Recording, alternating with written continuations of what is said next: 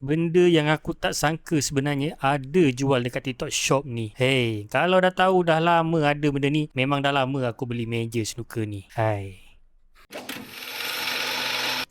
So, kalau korang nak tahu, aku dah jumpa satu table snooker yang mampu milik untuk korang dapatkan dekat TikTok Shop ni. Dah ramai pun yang beli sebenarnya. Aku je yang baru tahu.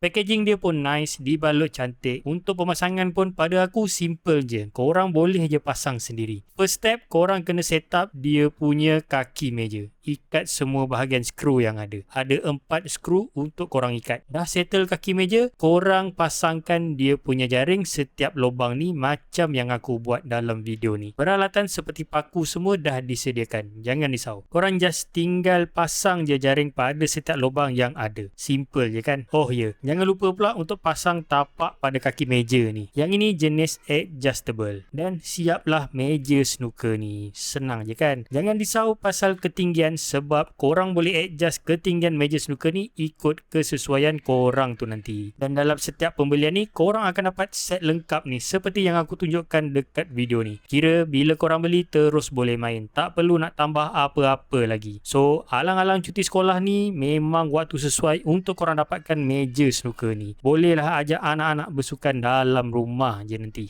Budak-budak pun seronok dapat main snooker ni. Bukan senang kan nak dapat main.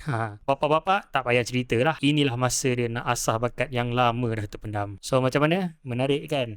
Macam biasa, kalau korang berminat dengan meja snooker ni, link aku sediakan dekat bawah ni.